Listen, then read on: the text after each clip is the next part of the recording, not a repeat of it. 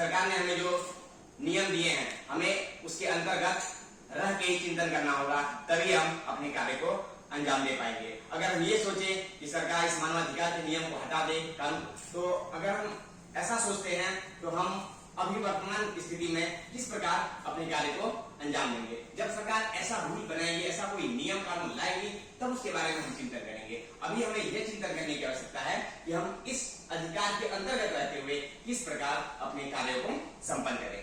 हम सैनिक हैं, न कि आतंकवादी। हम रक्षक हैं, हम भक्षक नहीं हैं। हमारे विपक्षी भाई कहते हैं कि अगर नक्सली किसी को गोली मार दे, किसी निर्दोष को गोली लग जाए तो मानवाधिकार आ जाता है, और हम मार दें तो वहां पे मानवाधिकार आ जाता है, वो मार दे तो कोई फर्क नहीं पड़ता।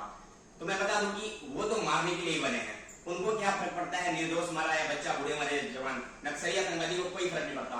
फर्क हमें पड़ता है, क्योंकि हमें राष्ट्र की रक्षा के लिए लगाया गया है। क्षमा छोड़ती उस भुजंग को जिसके पास गलत हो, उसको क्या जो दंतहीन, विषरहित, विनीत और सरल हो। यदि हमारे पास बल है तो हमें क्षमा की भावना रखनी होगी। मैं मानता हूं हमें पत्थर खाने पड़ते हैं, हमें मौत का शिकार होना पड़ता है, परंतु हमें इस प्रकार का प्रशिक्षण मिला है। हमें प्रशिक्षण में यह सिखाया गया है कि हमें मानवाधिकार के अंदर रह के ही कार्य करना होगा। क्या मानवता का गला घुट के संविधान की अवहेलना करके हम राष्ट्र की रक्षा करें, तो क्या यह जायज है? मैं अपनों के लिए हर वादे तोड़ कर आया हूं, मानवाधिकार की रक्षा के लिए अपने घर वालों को रोता छोड़कर आया हूं। परंतु ये कैसे संभव है? तो पहले ये जानना आवश्यक है, ये नक्सली आते कहां से हैं, ये नक्सली हैं कौन? तो ये नक्सली कोई विदेशों के नहीं है, ये नक्सली कोई देशद्रोही नहीं है, हमारे देश की ही जनता है जो सरकार के रवैये से असंतुष्ट होकर हथियार उठा लिए हैं। छोटी सी उम्र में तजुर्बे बड़े सिखा दिए, पेट की भूख ने हमें सैकड़ों हुनर सिखा दिए। क्या जम्मू कश्मीर में जब पत्थरबाजी होती है तो क्या वहां सभी पत्थरबाज आतंकवादी होते हैं? नहीं। कुछ वहां की भोली जनता भी है जो भूख के कारण 500,000 रुपए लेकर भी पत्थर मारती है। क्या तुम उन्हें गोली मार दोगे? क्या हम उन्हें गोली मार सकते हैं? अगर मार दे तो हर घर से पत्थरबाज जन्म लेगा, तो क्या हम सभी को मार देंगे, देश को खत्म कर देंगे? ऐसा नहीं कर सकते। तो प्रश्न उठता है, समाधान क्या है? तो उपाय है, सीएपीएफ इसके अंतर्गत कार्य कर रही है। सिविक्स एक्शन प्रोग्राम्स चल रहे हैं, बॉर्डर एरिया मैनेजमेंट कार्यक्रम चल रहा है। हमें इसको और जोर शोर से चलाना होगा। जो हथियारों से संभव नहीं, वह मधुर विचारों से संभव है।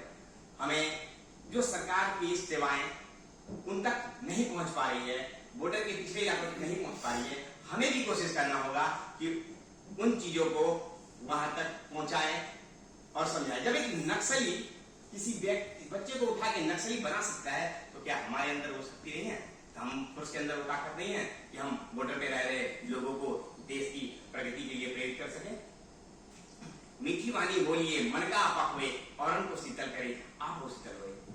हमें बल न दिखाते हुए वहां मधुर विचारों से काम लेना होगा। हमें पहल करने की आवश्यकता है। ऐसा नहीं है परिणाम नहीं आए हैं, परिणाम आए हैं। जो नक्सलिज्म पहले था वो अब नहीं है, वो कम हो चुका है। हमने एयर स्ट्राइक किया है, हमने सर्जिकल स्ट्राइक किया है, वो मानवाधिकार के अंतर्गत रहकर किया है। किसी एक निर्दोष व्यक्ति को नुकसान नहीं पहुंचा है।